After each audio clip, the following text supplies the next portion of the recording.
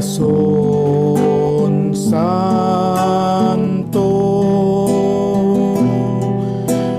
de mi Señor, te entregas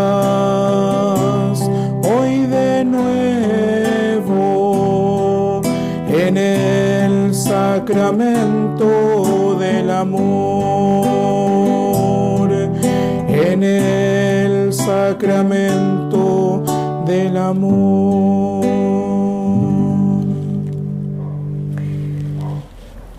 Los saludamos especialmente en esta fiesta de Corpus Christi. Estamos con el hermano Héctor. Él es religioso del Oratorio Mariano, ya ha finalizado sus estudios de teología y está a la espera de recibir las sagradas órdenes. Y con motivo de la fiesta de hoy, queremos compartir con ustedes este conversatorio.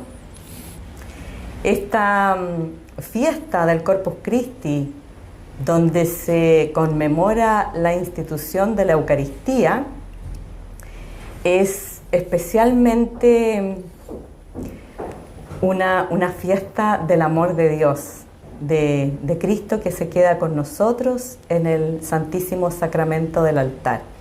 Y aunque cada día se celebra solemnemente la Eucaristía, la Iglesia Católica considera justo que al menos una vez al año se haga memoria de ella, con mayor honor y solemnidad.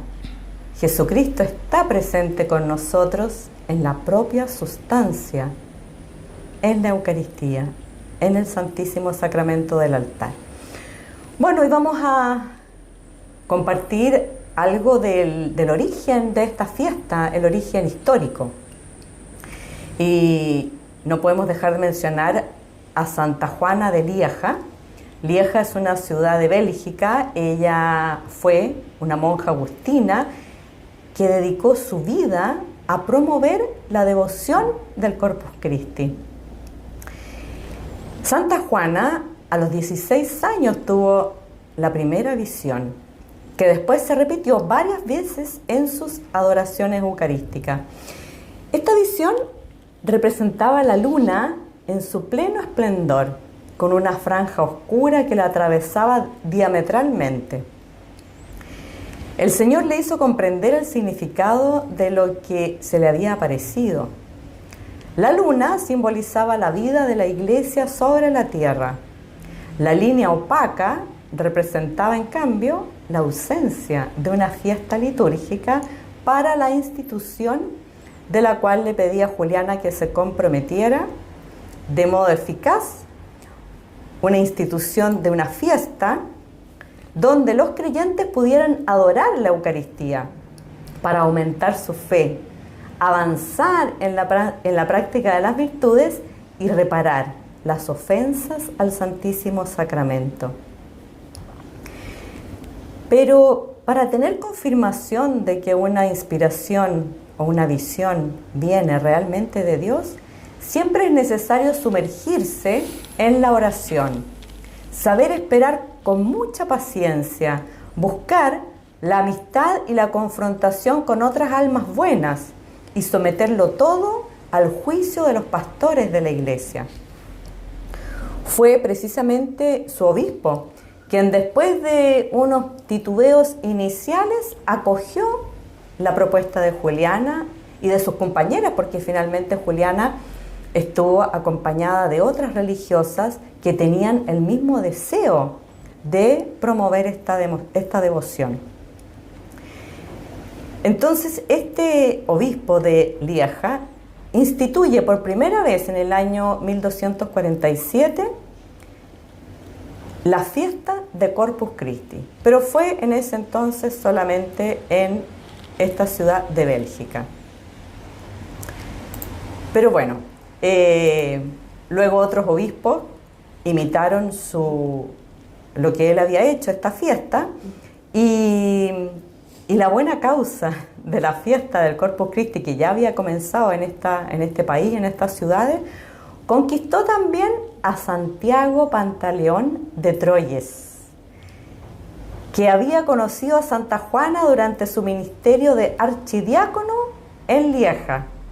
Y fue precisamente él, cuando se convirtió en papa, con el nombre de Urbano IV, en 1264, quien quiso instituir la solemnidad de Corpus Christi universalmente, es decir, en toda la iglesia en el mundo entero. Esto fue el 11 de agosto de 1264. ¿Y a raíz de qué él tomó esta decisión tan importante y tan radical? Fue a raíz de un milagro eucarístico en Bolsena. Un sacerdote que tenía dudas de que la consagración fuera algo real, al momento de partir la sagrada forma, vio salir de ella sangre, de la que se fue empapando enseguida el corporal. Hoy se conservan los corporales con sangre y también se puede ver la piedra del altar de Bolsena manchada de sangre. Entonces, a partir de esta fecha ya queda instituida la fiesta de Corpus Christi en toda la iglesia. Y explicando también un poquito el significado, podemos decir que Cristo, nuestro Salvador, estando para partir de este mundo para subir al Padre, poco antes de su pasión, en la última cena, instituyó, en memoria de su muerte, el sumo y magnífico sacramento de su cuerpo y su sangre, dándonos el cuerpo como alimento y la sangre como bebida. Y por último, en este momento de compartir sobre la historia de la fiesta, solamente mencionar a dos grandes apóstoles de la adoración eucarística. El primero, que es del siglo XIX, ya es santo, San Pedro Julián Eymar.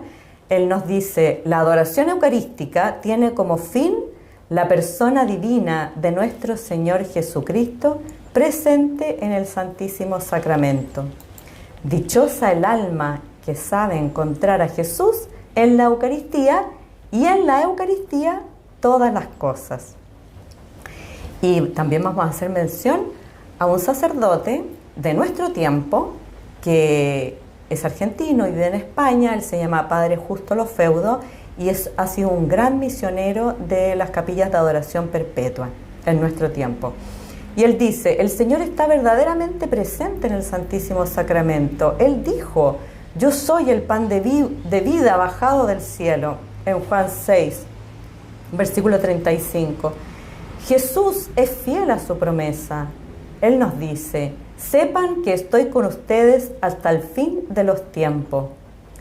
Y por último, repetimos sus palabras: cuando fijas tus ojos en la sagrada hostia y miras con los ojos de tu corazón, estás viendo al Hijo de Dios que dijo: la voluntad de mi Padre que me ha enviado es que todo aquel que ve al Hijo y cree en Él tenga vida eterna, y yo lo resucitaré en el último día.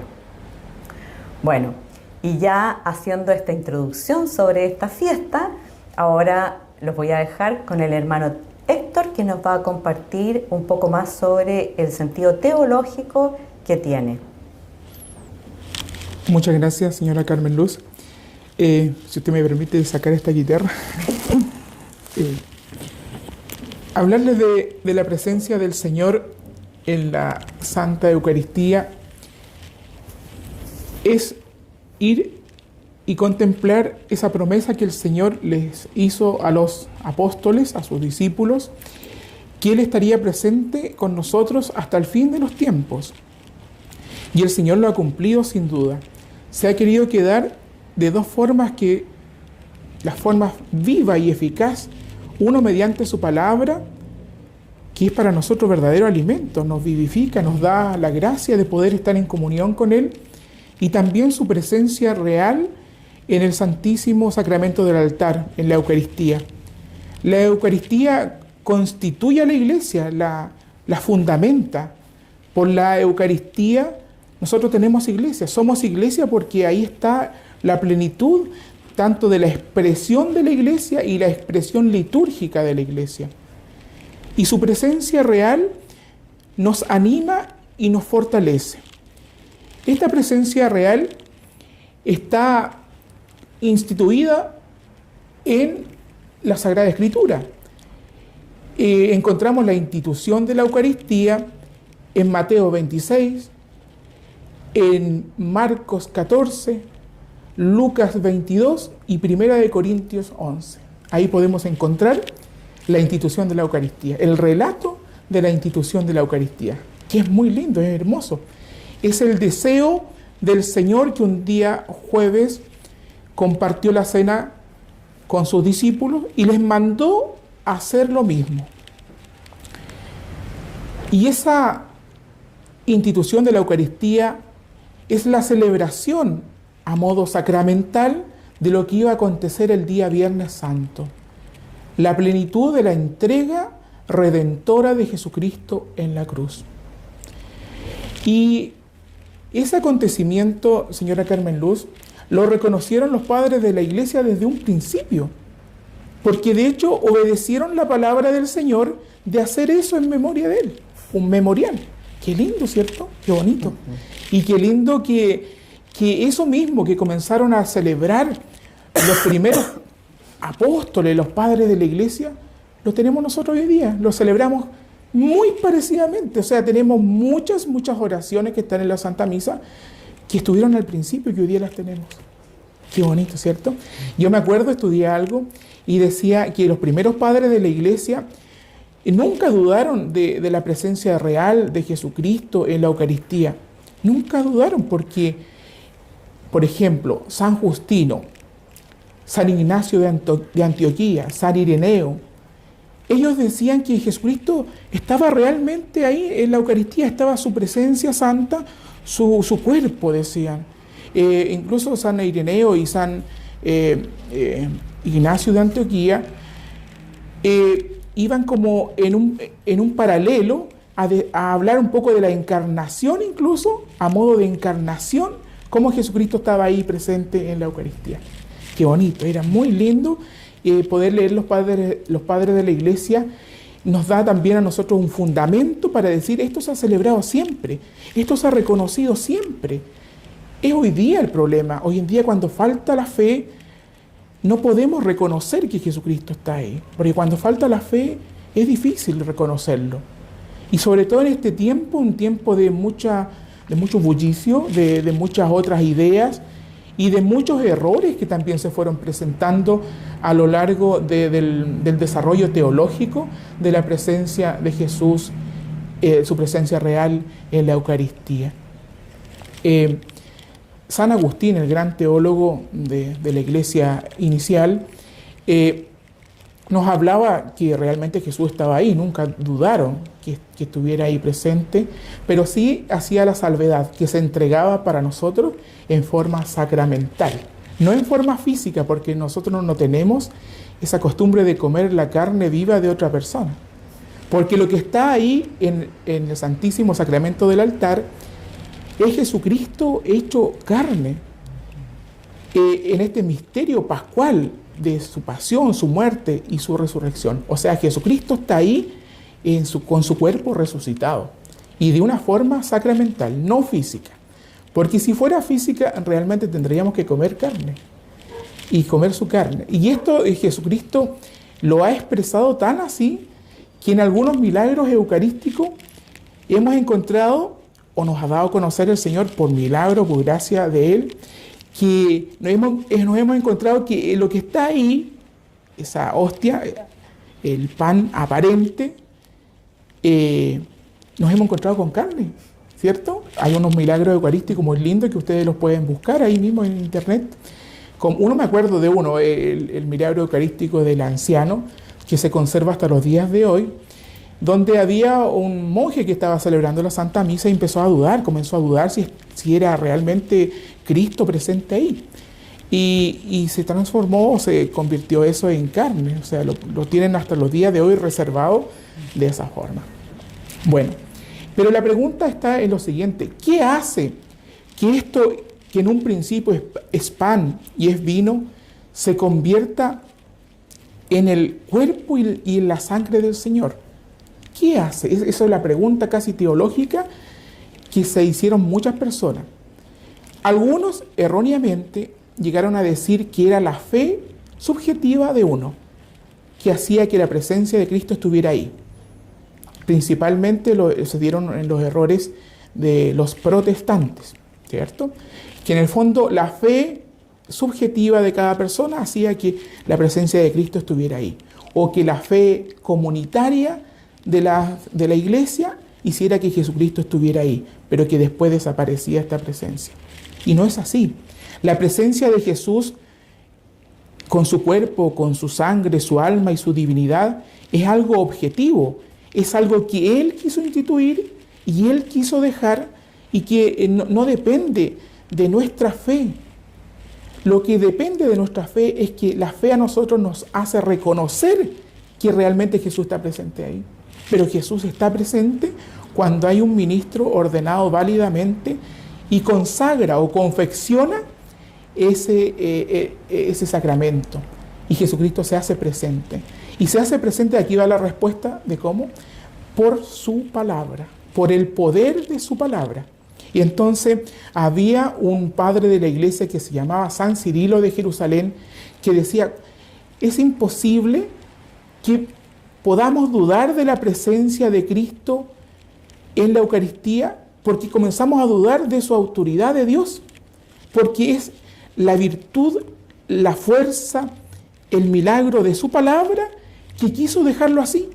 No hay otra explicación. La explicación de la presencia de Jesucristo en la Eucaristía está dada por su propia palabra, la cual les cité principalmente en la institución de la Eucaristía que aparece en la Sagrada Escritura. Entonces el Señor se ha querido quedar tan íntimamente ligado a estas dos formas, tanto en su palabra y tanto en el sacramento del altar. Y para nosotros es una gran alegría, una gran alegría poder compartir y poder recibir a Jesucristo. Nadie tiene derecho sobre Jesucristo, porque nadie tiene derecho sobre una persona. Cuando nosotros lo recibimos a Él, es por gracia de Dios, porque Él quiere venir a nuestra vida, quiere ser ese maná que nos alimenta en este caminar de fe, que a veces se torna difícil para todos, porque la fe nunca va a ser suficiente para poder creer todo este gran misterio de su presencia. Entonces, hubieron errores bastante graves. Aquí tengo anotado, tengo que decir que lo anoté. Un error se llamaba el figurativismo.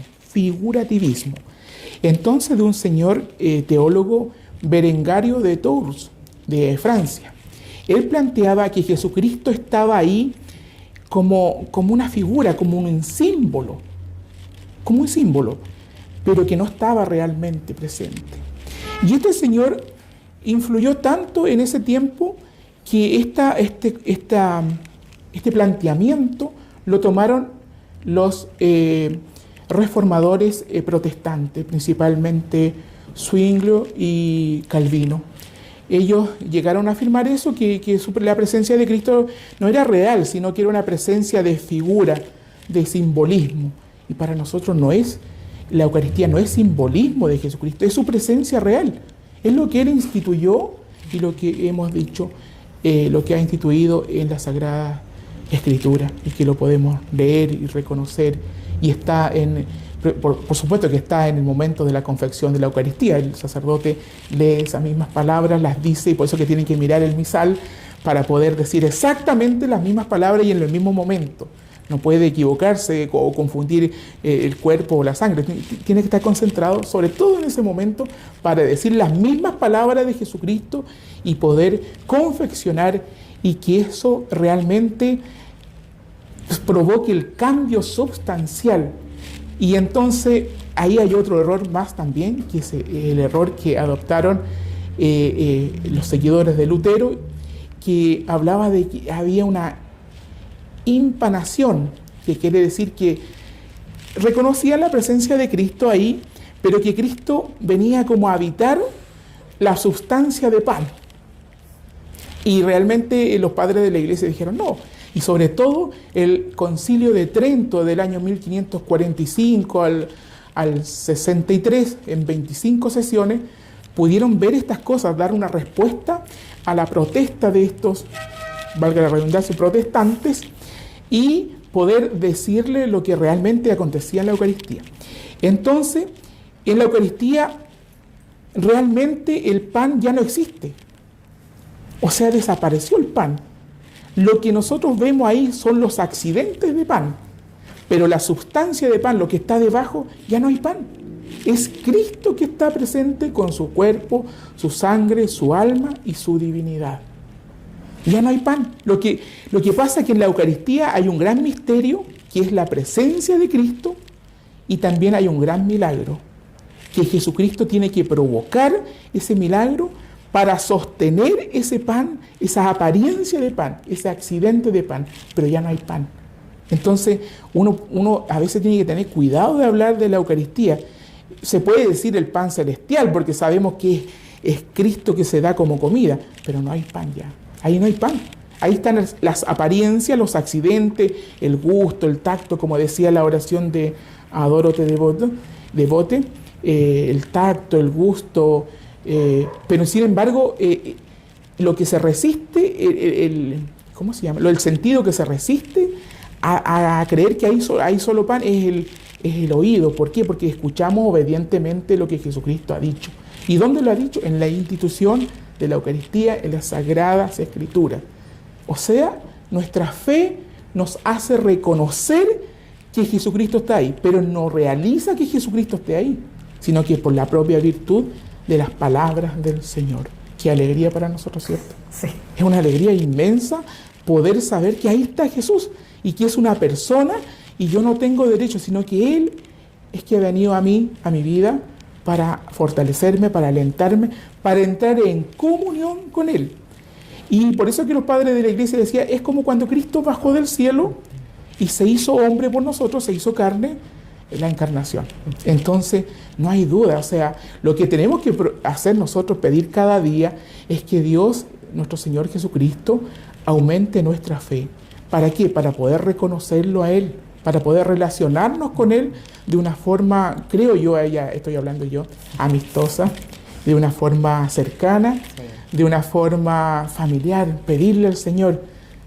Tengo que confesarle que algunas veces que he ido a adorar me he quedado dormido. Pero antes de eso le he pedido siempre algo y el Señor, cuando le he pedido así con esa sencillez, Él me ha cumplido muchas veces. He pedido por otras personas y el Señor ha hecho ese milagro. Confiar que el Señor nos dará siempre la fe para poder creer y para poder saber que Él está ahí realmente y que constituye a la iglesia, que edifica la iglesia, porque ¿quién otro podría edificar la iglesia? Ni las personas la podemos edificar, si lo que lo edifica es Jesucristo, su presencia santa, porque uno de los días que se encontró con los discípulos les dijeron, Señor, ya se hace tarde, quédate con nosotros. Y Él le dijo, yo estaré con ustedes hasta el fin de los tiempos. Qué alegría, ¿cierto? Sí, claro. Eso quería compartir con ustedes y quizás soy un poco más expresivo, pero de esa forma quería yo darle a conocer de acercarse a Jesucristo y entrar en comunión con Él mediante este sacramento tan admirable, el sacramento del altar. Qué bien, hermano. Mire, yo soy sincera, honesta, llevo mucho tiempo en esto, pero nunca dejo de aprender cosas nuevas o de ir enterándome de cosas y qué lindo eso de que la presencia de Jesús en el Santísimo Sacramento no depende de la fe de nosotros, es decir, no es que nosotros hacemos que Jesús esté ahí, no, esa es una verdad maravillosa que nos trae el hermano Héctor, porque eso primero pone cada cosa en su lugar. Jesús es Dios. Y Dios está por sobre todo. Y nosotros, sus pequeñas criaturas, bueno, lo reconocemos en primer lugar.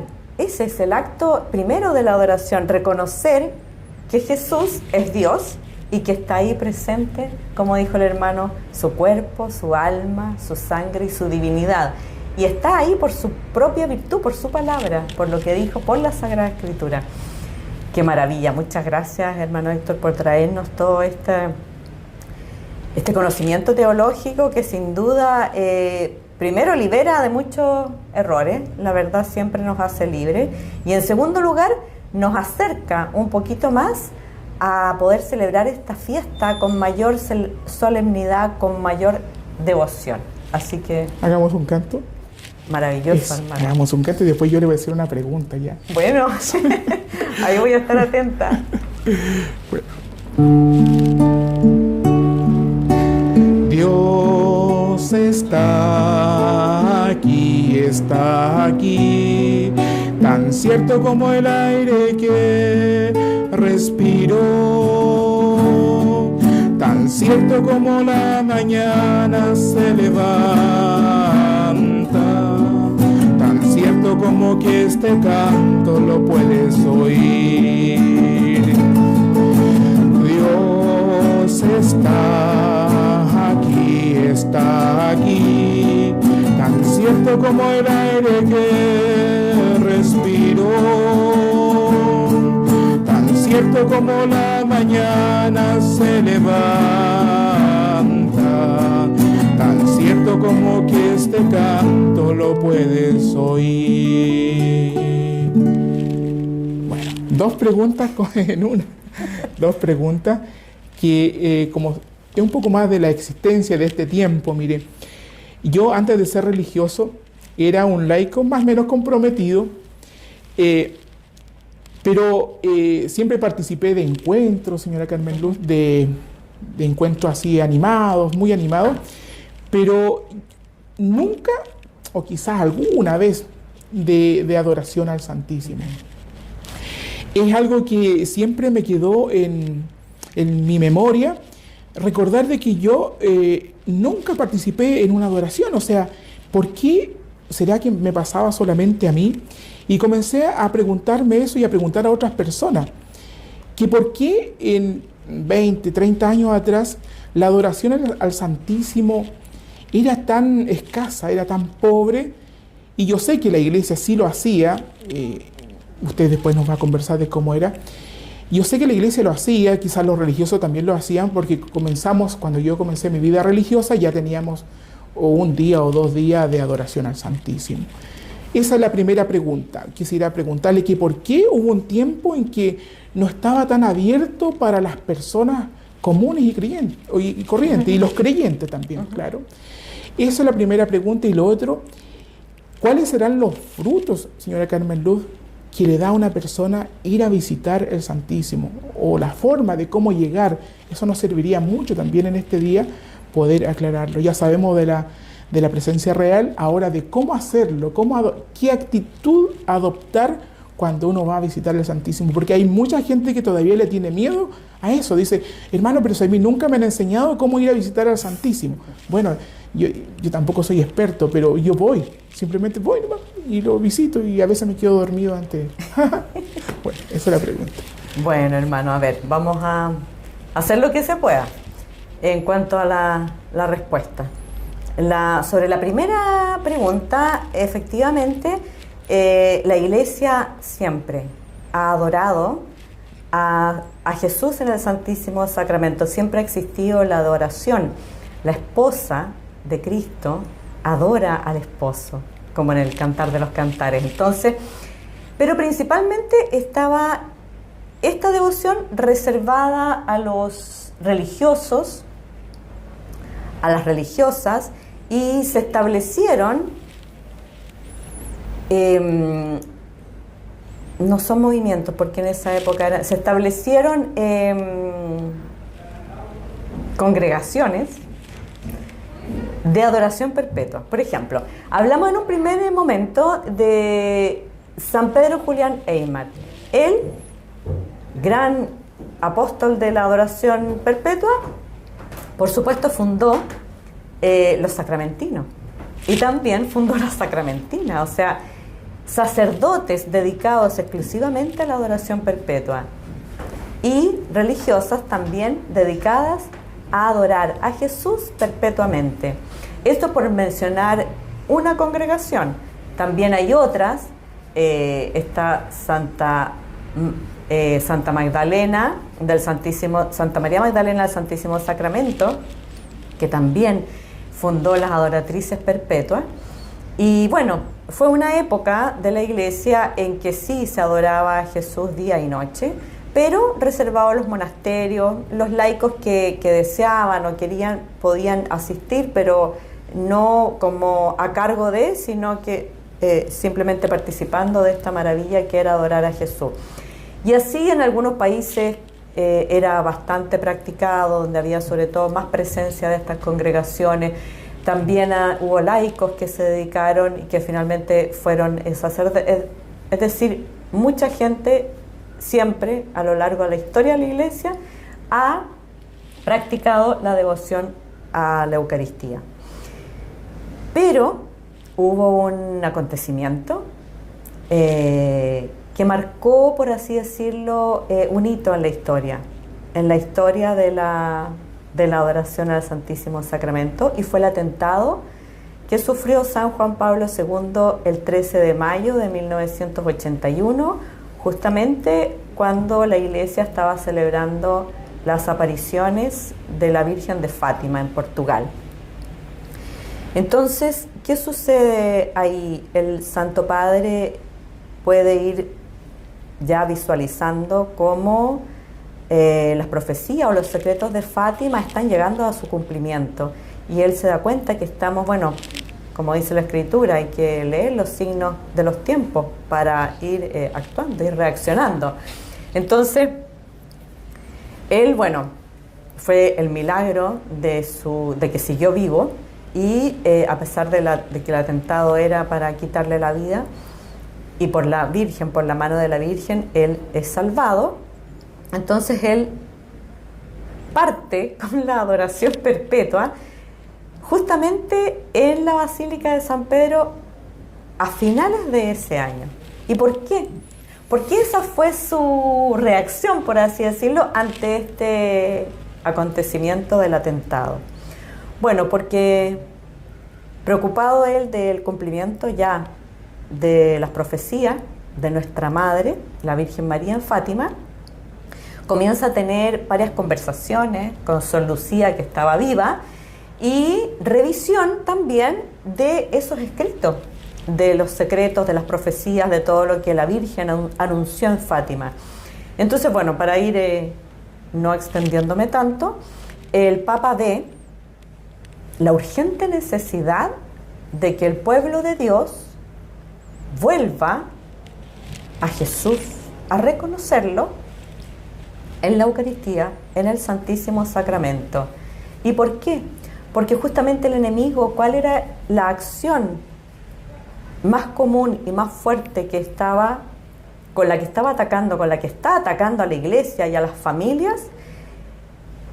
Es justamente con la pérdida de la fe en el Santísimo Sacramento. Y así es como hemos estado también nosotros siendo testigos de que la gente ya no va a la misa, ya no va a la iglesia, ya los sacramentos que instituyó Jesús tampoco los toma en cuenta. Entonces se fijan que es una realidad que vivimos por la acción de Satanás, en que los miembros de la iglesia, los cristianos, ya no tengan fe en Jesús sacramentado. Entonces el Papa dice, ¿cómo vamos a reaccionar ante este ataque de Satanás?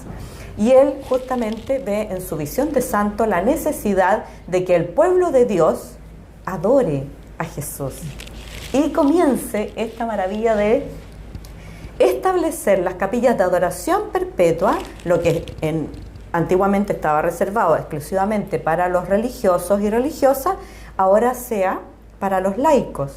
Entonces él en el Congreso Internacional, Congreso Eucarístico Internacional en Sevilla, en España, el año 1992, él 1993, él dice, en la clausura, dice, el deseo más grande que yo tengo es que en cada parroquia del mundo se establezca la adoración perpetua. Existe una capilla de adoración eucarística perpetua. Entonces, bueno, con este hito histórico, surgieron distintos misioneros. Están los misioneros de Nuestra Señora del Santísimo Sacramento que fundó el padre Patricio Hilleman. Están los misioneros de la Santísima Eucaristía con el padre Florian Racine y Monseñor Dominique Rey. Esto es principalmente en Francia.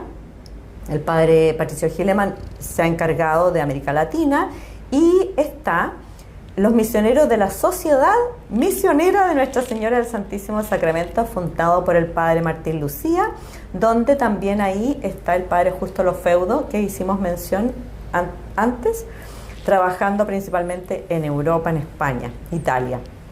Entonces, a ellos fue encargado por el Santo Padre esta misión: vayan por todo el mundo y establezcan la adoración eucarística perpetua en parroquias, en comunidades donde estén los laicos y, por supuesto, a cargo de un sacerdote.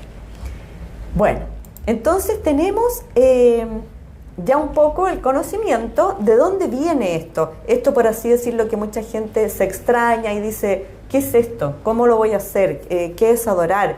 ¿Qué significa asumir una hora santa, un compromiso en una capilla de adoración donde en tu parroquia está establecida la adoración perpetua, o quieren establecerla, o hay una capilla especialmente dedicada a la adoración? Entonces ya está más o menos la idea de dónde surgió. San Juan Pablo II, ese papa, magno papa que... Y Mariano también. Y Mariano también, por supuesto, igual que usted. Entonces viene de la Virgen de Fátima. Y también aquí hay un hito histórico muy lindo que es poco conocido, hermano, y que es, antes de que llegue o de que venga la aparición de Nuestra Señora la Virgen de Fátima en Portugal, a los 3 pastorcitos, viene el ángel de la paz. Y el ángel de la paz aparece justamente en la primavera del año 1916 por primera vez. ¿Y cómo aparece el ángel? En su mano trae el Santísimo Sacramento y el cáliz con la sangre de Cristo. Esa es su primera aparición. Ese es el primer evento que nosotros podemos conocer de Fátima. Entonces, la primera aparición les enseña, lo primero, a adorar a Jesús sacramentado. Es impresionante cómo todo esto se va uniendo, se va entrelazando, y vamos viendo el plan divino de Dios en la salvación de sus hijos, nosotros.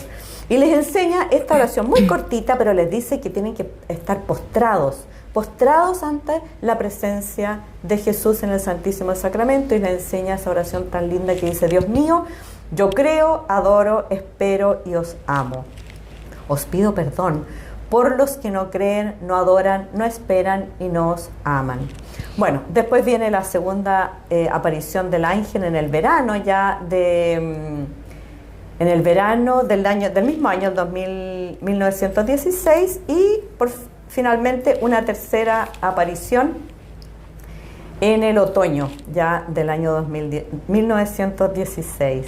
Entonces, ahí sí hubo un milagro maravilloso, y un milagro que aún más nos convence, si es que hay que convencerse, porque ya por la fe y por los hechos históricos lo conocemos, en que esto es lo que va a salvar al mundo, como dijo también San Juan Pablo II junto a Santa Teresa de Calcuta. Ellos, los dos, promovieron mucho la adoración eucarística perpetua en los laicos, y entonces el ángel, teniendo en su mano la hostia consagrada y el cáliz, quedan suspendidos en el aire, solitos. Jesús sacramentado suspendido en el aire, y comienzan a caer gotas de sangre de la hostia hacia el cáliz. Y fue el momento en que Sor Lucía recibe de manos del ángel la comunión. Entonces, son cosas muy clarificadoras, en que es bonito compartirlas, conversarlas, porque nos llevan ¿a dónde? a Jesús sacramentado, a adorarlo. Ahora, pasamos así como entrelazado, unido a esto del ángel de la paz y las experiencias que tuvieron los 3 pastorcitos, pasemos a la segunda pregunta, ¿le parece? Entonces, los frutos, la actitud que uno debe tener para ir a visitar al Señor. Eso. Entonces, miren, lo primero es quitar todo temor. Obviamente hay un santo temor, que es el respeto y la veneración de la persona que está ahí, ¿ya? Es la segunda persona de la Santísima Trinidad, Jesús. Pero la Santísima Trinidad es un solo Dios, en 3 personas distintas. Eso significa que en la hostia está Dios Padre y está el Espíritu Santo. Obviamente necesitamos el santo temor de Dios, pero nunca el miedo, nunca. ¿Por qué?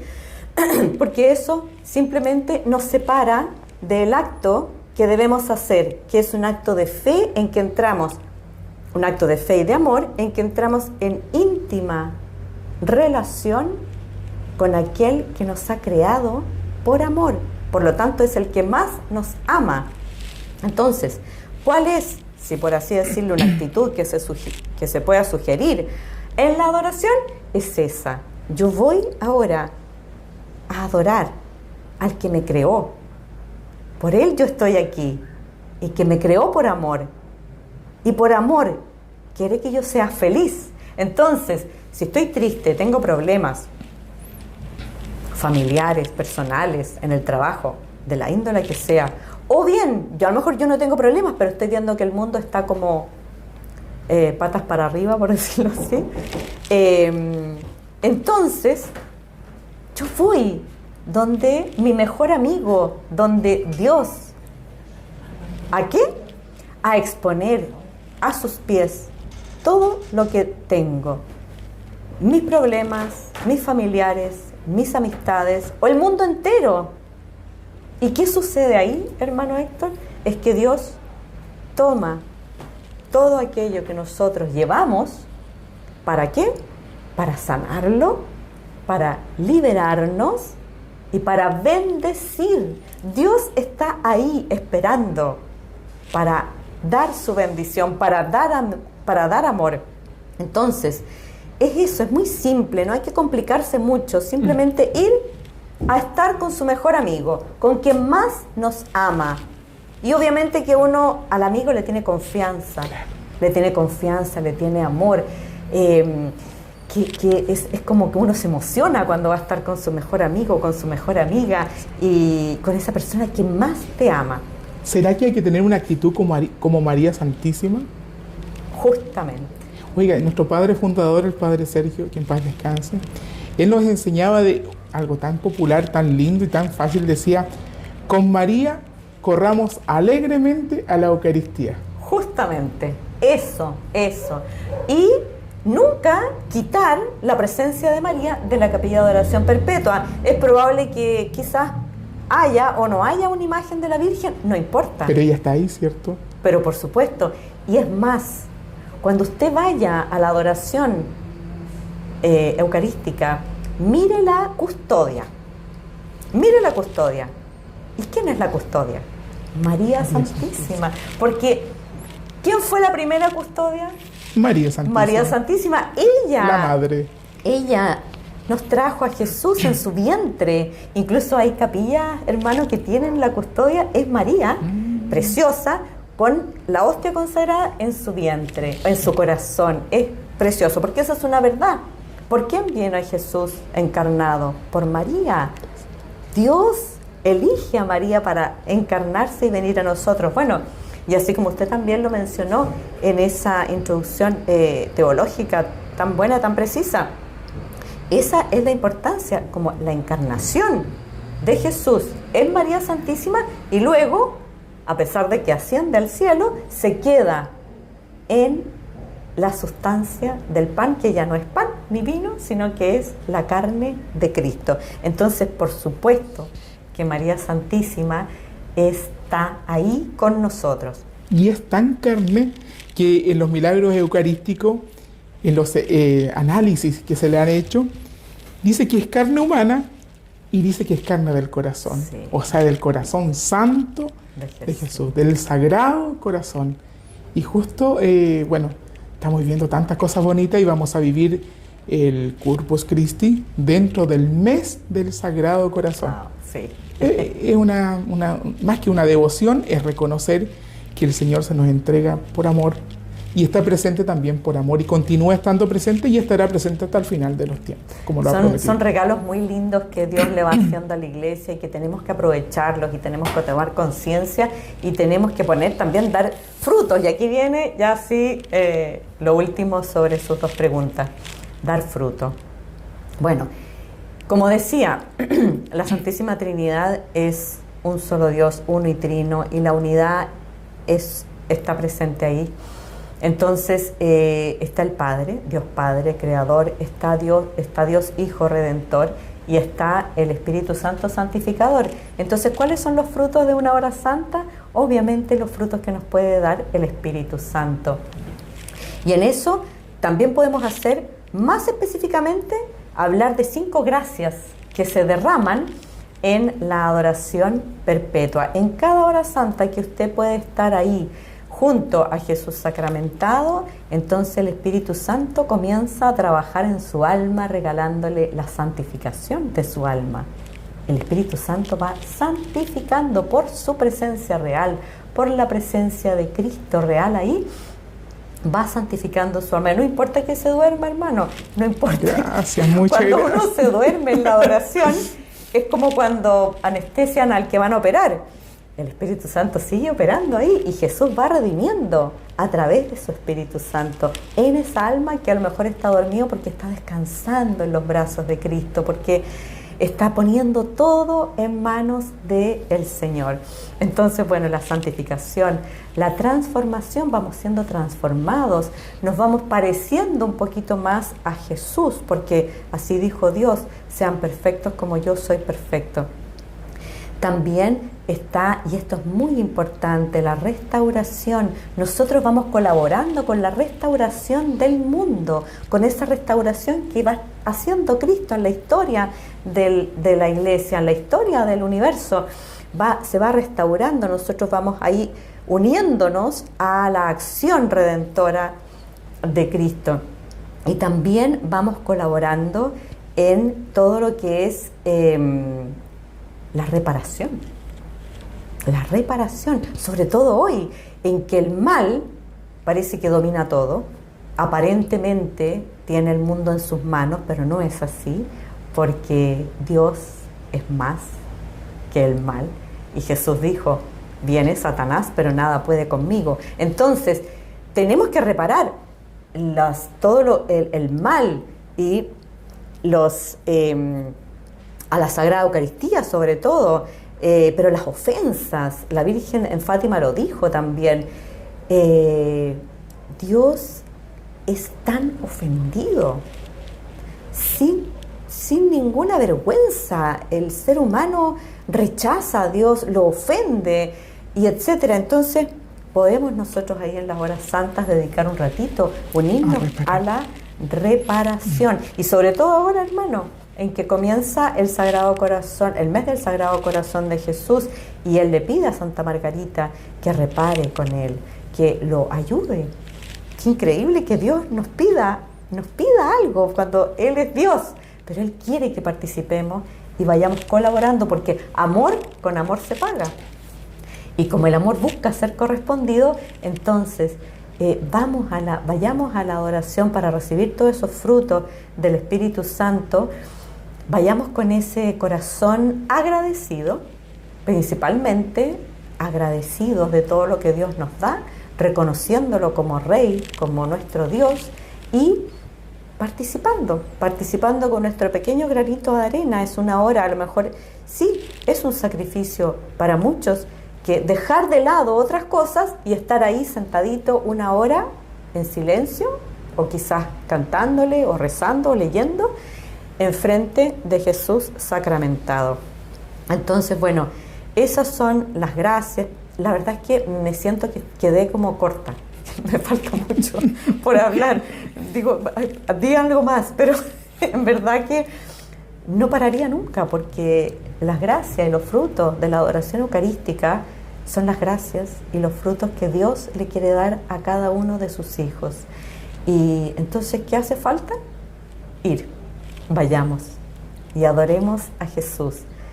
Principalmente hoy, en esta fiesta, pero también durante lo que nos queda de vida, ¿verdad? Y promovámoslos también, o sea, seamos misioneros de la adoración eucarística. Hay muchas capillas de adoración ya funcionando y trabajando, haciendo esta misión, pero falta más gente. Así que también invitarlos a que en esta fiesta Dios nos regale muchos misioneros de la adoración eucarística. Es que lindo, ¿cierto? Y el resumen sería, lo que nos llega mucho al corazón es que no estamos solos, que el Señor ha querido quedarse con nosotros, con su presencia real.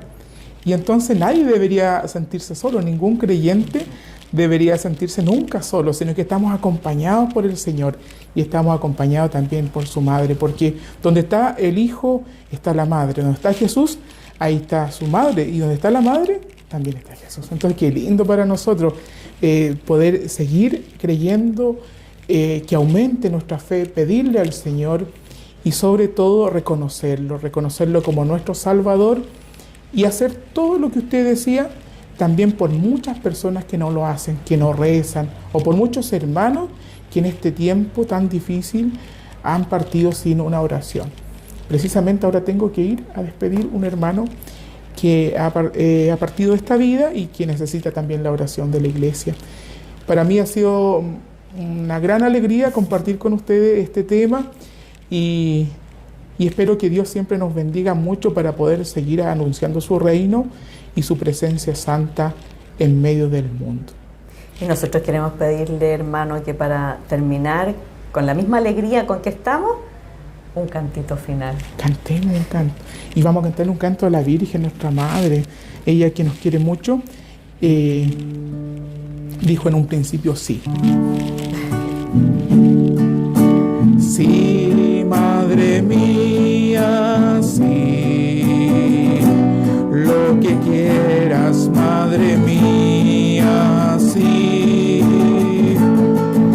Sí, Madre mía, sí.